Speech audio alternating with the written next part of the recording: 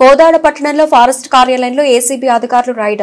హరినాయక్ అనే వ్యాపారి చెట్లను నరకడం కోసం పర్మిషన్ నిమిత్తం కోదాడ ఫారెస్ట్ రేంజ్ కార్యాలయానికి వెళ్లిన Hari Nayak Kodad beat officer Anantula Venkanna permission కోసం 50,000 రూపాయల డబుల్ డిమాండ్ 20,000 రూపాయల లంచం తీసుకుంటూ దొరికిపోయిన కోదాడ మండల ఫారెస్ట్ బీట్ ఆఫీసర్ వెంకన్న కార్యాలయంలోనే లంచం తీసుకుంటూ దొరికిపోయిన forest beat officer Anantula Venkanna red handed గా పట్టుకున్న నల్గొండ రేంజ్ ఏసీబీ డీఎస్పీ కార్యాలయంలో కొనసాగుతున్న సోదాలు.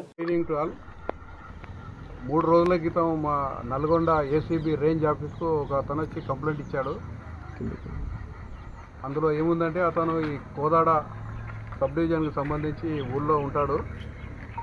అతను గత 20 years నుంచి ఈ సబ్ డివిజన్కు సంబంధించిన అంటే ఉపయోగంలో లేని చెట్లను కర్రను పబ్లిక్ దగ్గర కాంట్రాక్ట్ బేస్ మీద తీసుకొని కొనికి అవి కట్ చేసి ఫారెస్ట్ డిపార్ట్మెంట్ దగ్గర నుంచి చాలాను కట్టి ఆ పర్మిషన్ తీసుకొని అది వేరే దగ్గరికి ట్రాన్స్పోర్ట్ చేస్తూ ఆ బిజినెస్ చేస్తూ ఉంటాడు. అతను అట్లా చేసే విధంలో కోదాడ రేంజ్ ఆఫ్ సంబంధించి మండలానికి సంబంధించి beat officer Anantula Venkanna forest beat officer complaint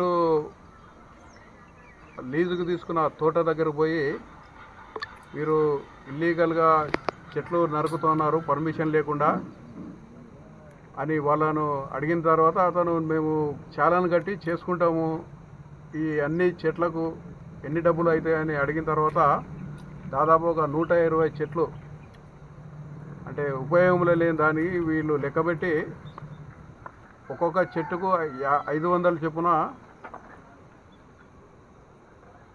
చాలాను కట్టి గవర్నమెంట్కి చాలాను కట్టి పర్మిషన్ తీసుకొని అప్పుడు ట్రాన్స్పోర్ట్ చేయాలి అని అన్నప్పుడు అయితే నేను చాలాను అన్నిటికీ కడతానని చెప్పిన తర్వాత ఇతను బీట్ ఆఫీసర్ వెంకన్న ఇప్పుడు 60,000 రూపాయలు చాలాను కట్టుకుంటే అది గవర్నమెంట్కి పోతుంది. ఆ డబ్బులు నాకే ఇస్తే నేను తర్వాత కూడా నీ బిజినెస్ చేసుకోవడానికి అవకాశం ఇచ్చి నీకు పర్మిషన్ నేను ఇస్తాను. నీ వెహికల్స్ ట్రాన్స్పోర్ట్ అయ్యేటప్పుడు కూడా ఎవరు ఆపకుండా ఇబ్బంది లేకుండా నేను చూస్తానని చెప్పి అతని దగ్గర 50,000 డిమాండ్ చేశాడు. తర్వాత కంప్లైంట్ సెవరల్ రిక్వెస్ట్ చేసిన తర్వాత 20,000కు ఒప్పందం కుదుర్చుకున్నాడు. ఈరోజు మధ్యాహ్నం కోదాడ అవుట్స్కర్ట్స్లో కంప్లైంట్ అక్కడ వెయిట్ చేస్తూ ఉంటే వెంకన్న బీట్ ఆఫీసరు ఆయన దగ్గరికి వెళ్ళి 20,000 డబ్బులు తీసుకుని యాక్సెప్ట్ చేసి తీసుకున్నాడు.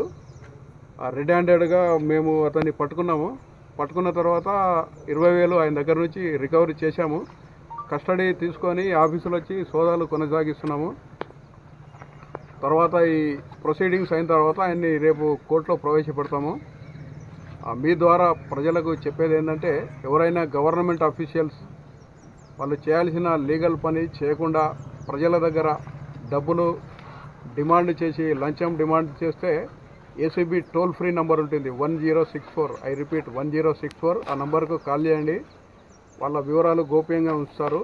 తర్వాత ఏసీబీ తెలంగాణ ఫేస్బుక్ ఉంది. తర్వాత ఏసీబీ తెలంగాణ ట్విట్టర్ ఇప్పుడు ఎక్స్ ఉంది. దాంట్లో కూడా కంప్లైంట్ చేయండి. మీరు ఇచ్చిన కంప్లైంట్ గోప్యం వాళ్ళ పేర్లు బయటికి రాకుండా చూసి ఎవరిపైన ఆఫీసర్ పైన కంప్లైంట్ ఇస్తారో ఎంక్వైరీ చేసి నిజమైతే వాళ్ళపైన కేసులు రిజిస్టర్ చేయడం జరుగుతుంది. ఓకే.